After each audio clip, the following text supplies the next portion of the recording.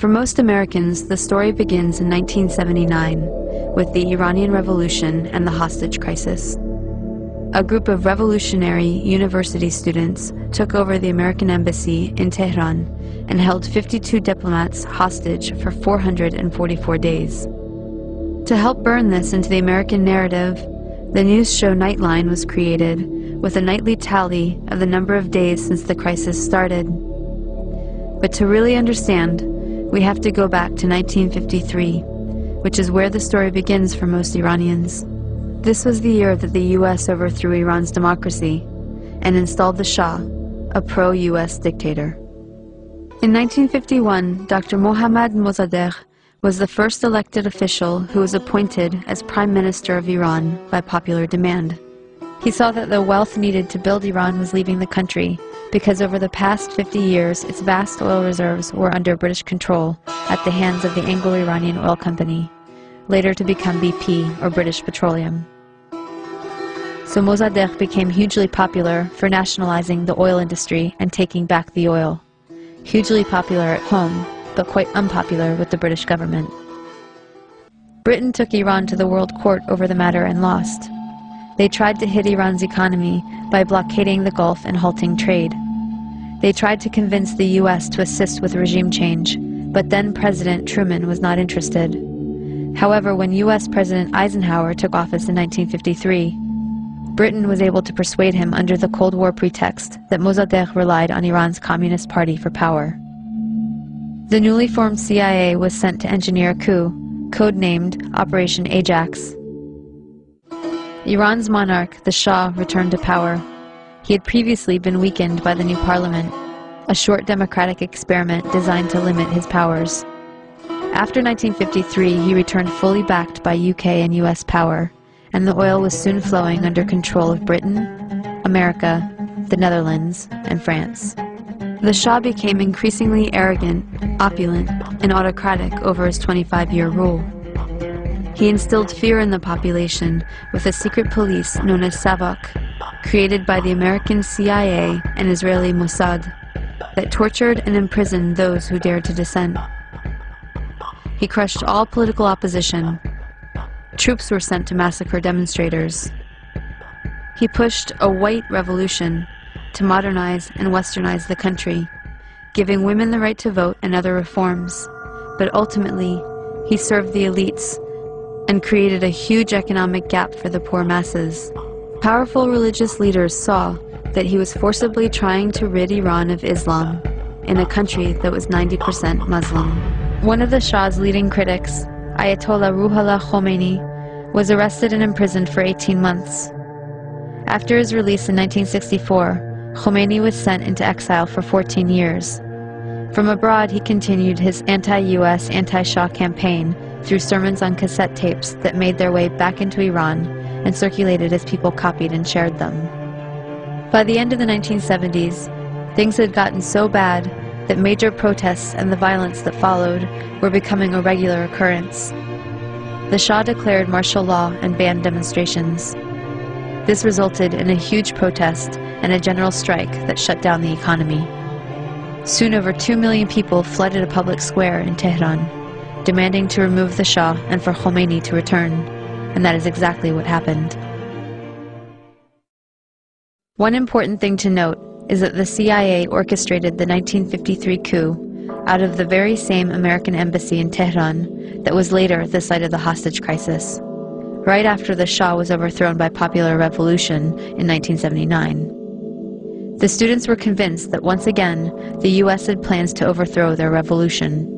In fact, US President Carter did send a NATO general to instigate a military coup, but it failed. Iran and the US had an extradition treaty in force that obligated the Carter administration to return the Shah to Iran as an indicted criminal. The students had 4 demands. Return the Shah to Iran for trial. He had been accepted into America for medical treatment. Return the Shah's wealth to the Iranian people. A promise from the US not to interfere in Iran's affairs in the future. And an apology and admission of guilt by the US for its past actions in Iran. The apology never came, but 20 years later, Secretary of State Madeleine Albright did acknowledge the U.S. role in Mossadegh's overthrow. So Khomeini took power in 1979 and instituted a government under Islamic law. Within a year of the revolution, Saddam Hussein invaded Iran without provocation, seeking control of Iran's oil-rich Khuzestan region and key oil shipping waterways. The resulting Iran-Iraq War from 1980 to 1988 was the longest and one of the most devastating conventional wars of the century. At least 500,000 Iranians were killed. This war further cemented resentment of the U.S. government as they were playing both sides. On one hand, they were supporting Iraq, providing money, technology, and intelligence, including satellite photography, to help Iraqi bombing raids. The U.S. helped provide Saddam Hussein with weapons by giving him agricultural credits and pressuring Gulf states to give him billions in loans so he could buy weapons from Western Europe, China, and Russia. The U.S. Department of Commerce issued licenses to export materials for Iraq's weapons of mass destruction program.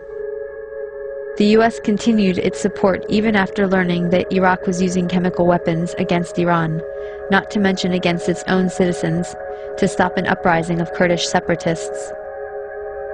But the imperialist tradition also called for maintaining regional balance of power. So the U.S. also armed Iran, not letting any one regional power get secure enough to dominate or to ally with its neighbors to challenge U.S. hegemony. In this case, it came in the form of the Iran-Contra scandal. U.S. President Reagan needed money to fund an unjustified war against Nicaragua, but was forbidden to do so by Congress.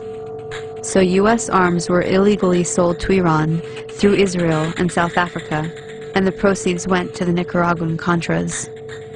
This allowed Reagan to get around Congress to support a campaign of kidnap, rape, torture, and murder for which the U.S. was convicted by the World Court for unlawful use of force. In other words, state-sponsored international terrorism. The ruling was ignored. Khomeini died in 1989, shortly after the war ended. He promised democracy, but essentially had become the next dictator. Although he improved literacy and much-needed health care for the masses, he also imposed censorship, violently crushed political dissent, and attacked women's rights. Instead of the Savak, the people now had the Revolutionary Guard to fear. Since then, Iran has been an oppressive theocracy. Khomeini was replaced by Khamenei, who remains supreme leader to this day.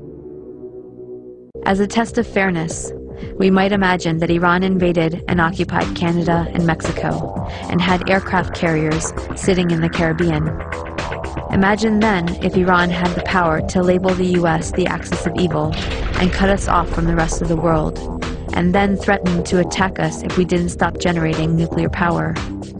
What if Iran had overthrown the U.S. government 50 years ago and installed a dictator friendly to Iranian interests, who kept it in power for 25 years? At that point, imagine that Christian fundamentalists, who currently represent about a third of the U.S., took power and began ruling under church law, followed by an unprovoked invasion by Canada, supported by Iran and ignored by the UN, in which it nearly destroyed the U.S. Would it be possible to imagine Iran as liberators? Would Iran be justified in attacking if the U.S. government helped Christian fundamentalists in Canada to take up resistance? Would it be justified to hate and fear all Christians because of the ones that took and abused power in this context? This is not about good guys and bad guys. Both the American and Iranian governments are working against the interests of the people. But the deadly game of chicken was begun by the U.S., and the U.S. has the power to end it.